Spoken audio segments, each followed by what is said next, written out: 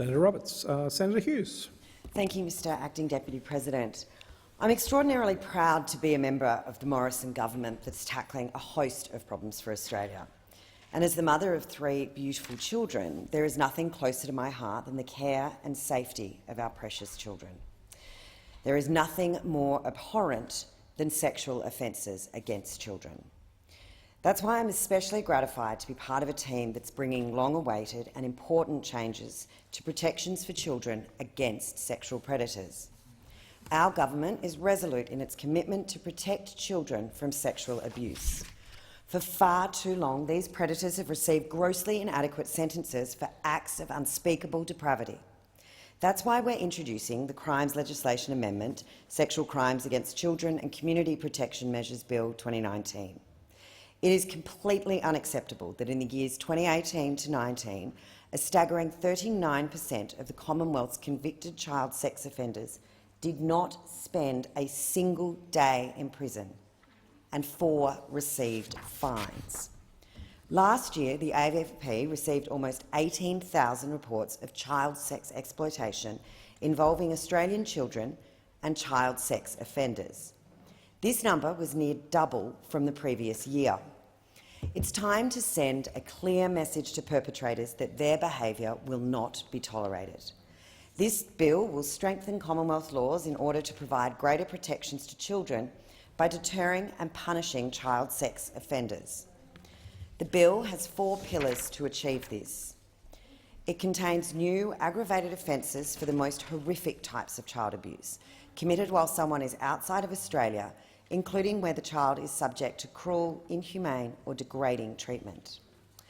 It introduces new offences related to grooming activities, which includes websites and platforms designed to host child abuse material.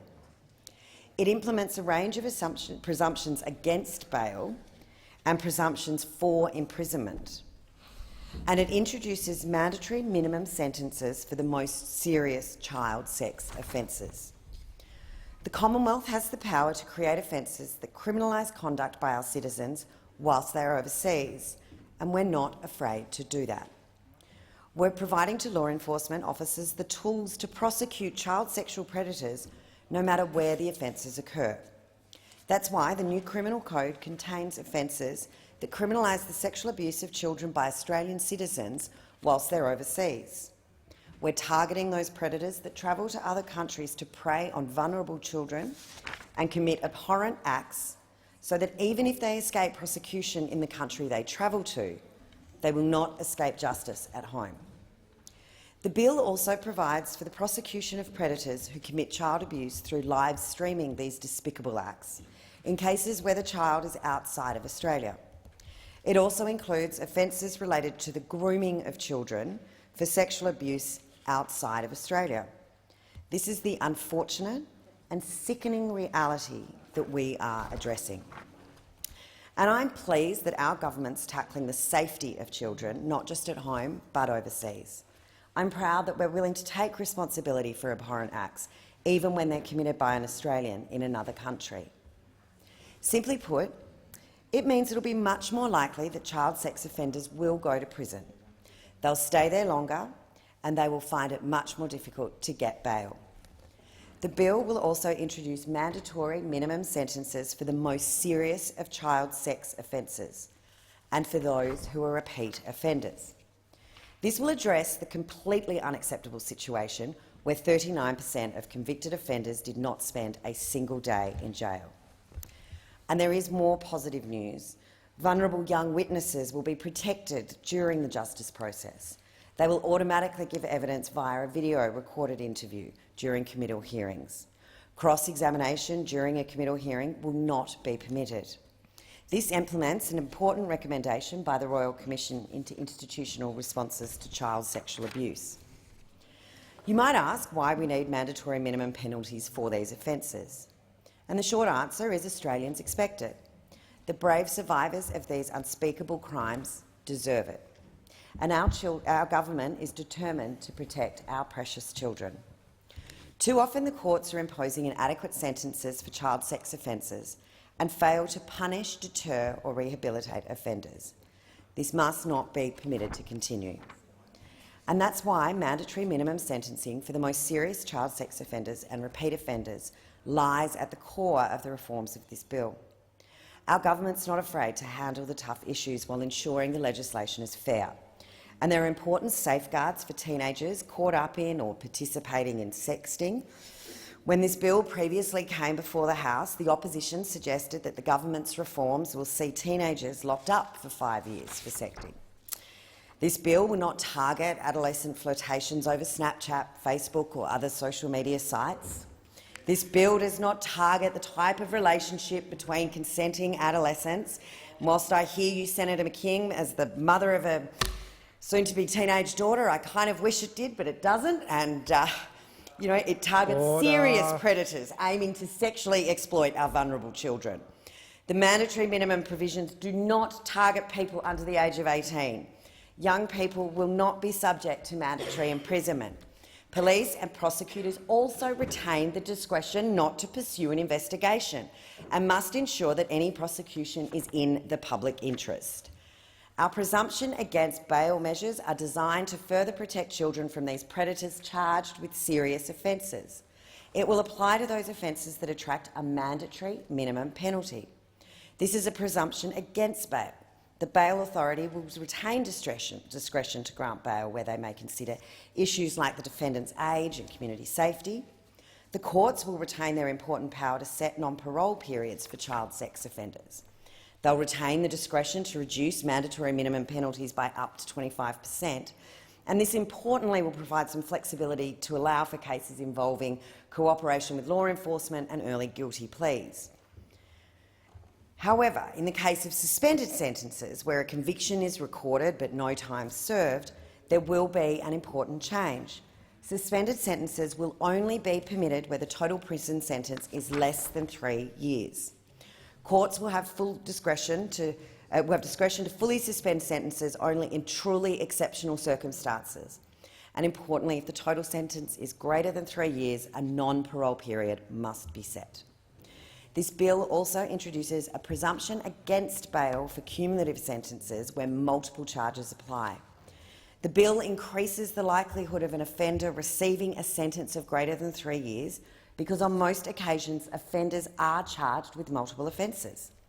In short, we've assured the courts may still use its judicial discretion while ensuring that the most serious offenders receive the appropriately long sentences.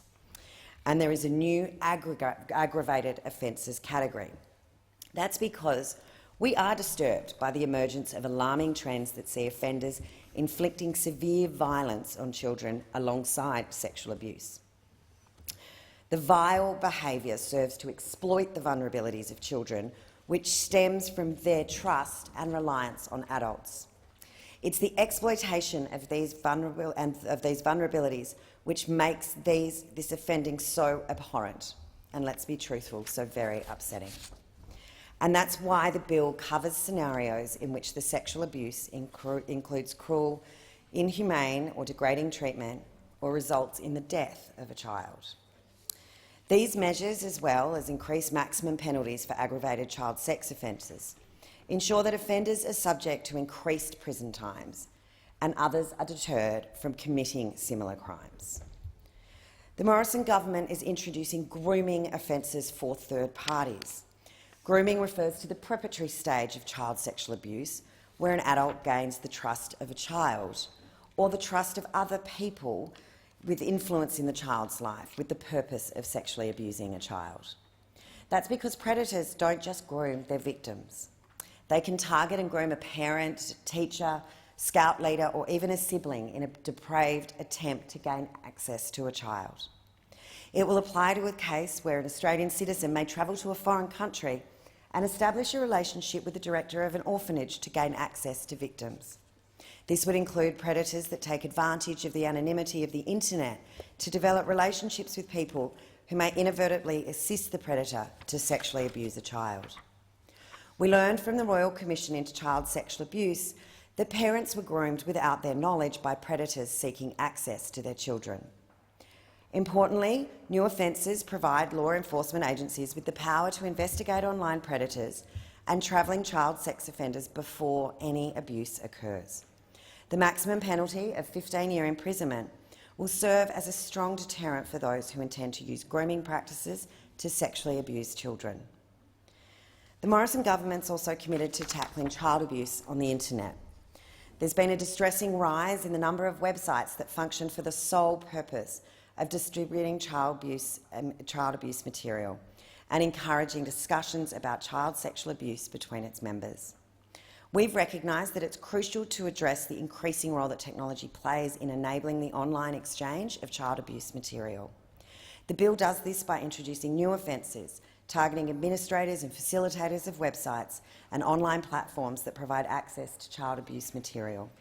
It bolsters existing offences in the Criminal Code related to the production and sharing of child abuse material. It strengthens offences related to the administration, creation, development, alteration, maintenance, control, moderation, advertisement, sharing or promotions of child abuse material online. The term electronic service is broadly defined, ensuring the bill remains relevant as technology evolves. It reaches to the dark web, and it provides a maximum term imprisonment of 20 years. The offence is designed to ensure that the most serious, malicious and exploitative conduct is pursued through the courts. So in summary, the bill complements a broad package of reforms that the Coalition has already introduced. They include the tough new measures to stop child sex offenders from travelling overseas to abuse children, Carly's Law, which targets online predators who use the internet to prepare or plan to sexually abuse children, and the Combating Child Sexual Exploitation Legislation Amendment Act 2019, which implements a number of recommendations from the Royal Commission and improves the Commonwealth framework for offences related to child abuse material, overseas child sexual abuse, child-like sex dolls, forced marriage, failure to report child sexual abuse, and failure to protect children from such abuse. These reforms will be welcomed by law enforcement bodies and law-abiding Australians, especially parents who have a rightful expectation that we do everything in our power to protect our children by ensuring that predators receive longer jail sentences. This bill first became before Parliament in 2017. On September 3, 2019, Anthony Albanese said that people who engage in vile acts against children should have the book thrown at them. But in the same breath, he also claimed that these amendments could sometimes lead to less convictions rather than more, because judges or juries will make the view that because it's mandatory sentencing, all of the circumstances can't be factored in. The Morrison government's not afraid to tackle this issue and supports community expectations, and indeed the expectations of parents across the nation. Australians rightly expect that child sex offenders go to jail, and this bill will make sure that that happens. We've all heard that the Greens and segments of the Labor Party don't support mandatory sentencing on principle, and yet they did support mandatory minimum sentences for people smuggling offences during the previous failed Labor-Greens-aligned government. Our argument is that this bill is too important not to support it. During the inquiry into combating child sexual exploitation legislation amendment Bill 2019, Labor senators commented that mandatory sentence increases the incentive for defendants to fight charges and may increase the risk of recidivism. This just isn't true. When the West Australian state Liberal government introduced mandatory sentencing for assaults against police, there was an impressive 28% drop in police assaults in a 12-month period. Labor has the chance to right the wrongs of the shortened Labor opposition and to support these important changes. It's time to put children first with the mandatory sentencing of child abusers. Forget ridiculous left-wing ideology positions. They are not relevant in this debate. Sexual predators deserve to be in jail. Our children deserve protection from evil predators, and our government, the Morrison government, is committed to seeing that happen. Thank you, Senator Hughes.